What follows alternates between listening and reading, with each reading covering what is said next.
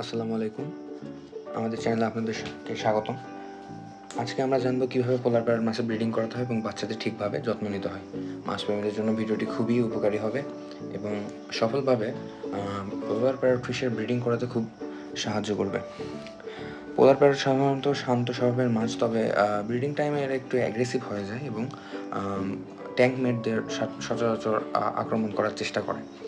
আর সেক্ষেত্রে সবচেয়ে ভালো হয় 1.5 ফিট বাই 1 ফিট একটা অ্যাকোয়ারিয়াম ইউজ করা এবং ট্যাঙ্ক মেট হিসেবে কোনো মাছ না রাখা। ওদের একা রাখলে ওদের বাচ্চারা ভালোভাবে সার্ভাইভ করবে এবং ভালো থাকবে। তো সেক্ষেত্রে ট্যাঙ্কের পিএইচ এবং তাপমাত্রার দিকে সবচেয়ে ভালো খেয়াল রাখতে হবে, কারণ কি পিএইচ কম বেশি বা তাপমাত্রা কম বেশি হলে পোলার প্যারট মাছ মারা যেতে পারে বা এদের ক্ষতি হতে পারে।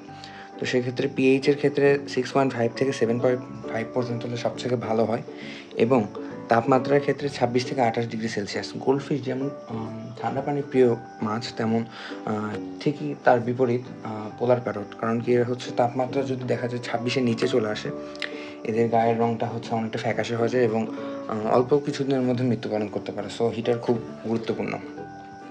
প্রথমেই ব্রিডিংয়ের জন্য tank size 1.5 feet by 1 feet filter use করতে হবে। সবচেয়ে ভালো হয় hang on the filter use করতে হবে, অনেকে স্পঞ্জ ফিল্টার ইউজ করে থাকে। এবং প্রাপ্তবয়স্ক পুরুষ এবং স্ত্রী মাছ শনাক্ত করতে হবে। এই নিয়ে একটি ভিডিও করবো ইনশাল্লাহ।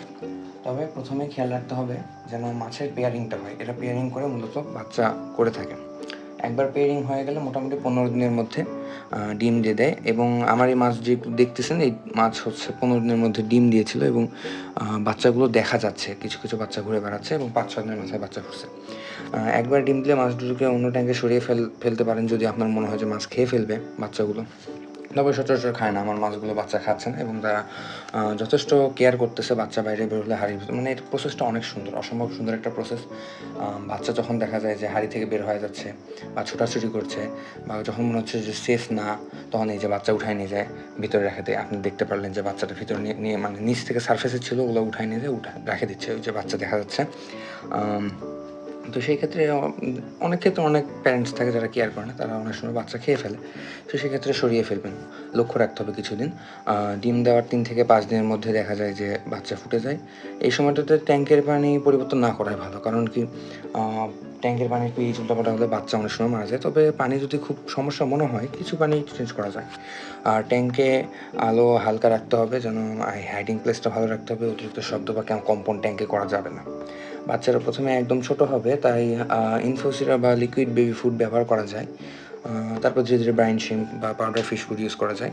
তবে সবথেকে ভালো হয় ব্রাইন শিম্প ইউজ করা, কারণ কি আমি এখানে হচ্ছে ডিরেক্ট যে ব্রাইন শিম্পগুলো দেওয়া যায় সেগুলো ইউজ করছি।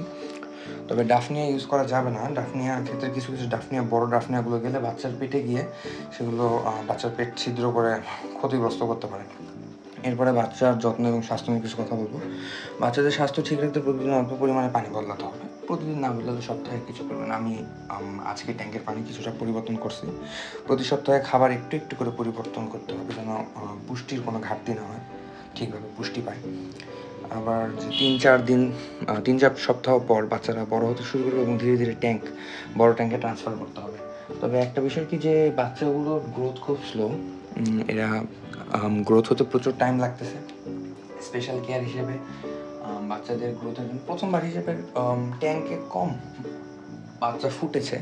তবে কেয়ার হিসেবে, প্যারেন্টসের কেয়ার হিসেবে ভালো মতো এদেরকে লাইভ ফুড খাওয়ানো হলে সবচেয়ে ভালো হয়। মিলওয়ার্ম, ডাফনিয়া, তারপরে আপনাদের কী বলে যে ব্রাইন শিম্প, সবচেয়ে বেস্ট হয় ব্রাইন শিম্প খাওয়ানো বাচ্চাদের ক্ষেত্রেও।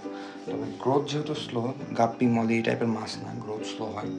সো এদের যত্ন নিতে হলে মোটামুটি ভালো নিউট্রিশনসের খাবার দিতে হবে এবং মোটামুটি আমি মাছ আনার 15 দিনের মধ্যে বাচ্চা দিয়েছে। 1.5 ফিট বাই 1 ফিট আমার ট্যাঙ্ক। এখানে হচ্ছে হাফ ফিল্টার লাগাইছে এবং তেমন ডেকোরেশন করি না, আপনারা দেখতে পাচ্ছেন। কারণ কি, ব্রিডিং ট্যাঙ্কে ডেকোরেশন না করাই উত্তম। জাস্ট হাইডিং প্লেস আছে, ওরা বাইরে যে অংশগুলো আছে মাটির পাতিলে, সেগুলোতে ডিম দিয়েছিল। এখান থেকে আস্তে আস্তে ফুটছে, 2 দিনের মাথায় সবগুলো ট্রান্সফার করছে, হাঁড়িতে নিয়েছে। বাচ্চা ফুটার পরে বাচ্চা মানে হাঁড়ির ভিতরে তারা যত্ন করতেছে। প্রথমবার হিসেবে আলহামদুলিল্লাহ ভালো রেজাল্ট করছে। পোলার প্যারট মাছ ব্রিডিং কঠিন না, যদি ঠিকভাবে ধৈর্য ধরে যত্ন নেওয়া হয়। আশা করা যায় খুব অল্প দিনের মধ্যে সকলের পোলার প্যারটই বাচ্চা দিয়ে দিবে এবং এখানে আজকের ভিডিও শেষ করতেছি। আসসালামু আলাইকুম।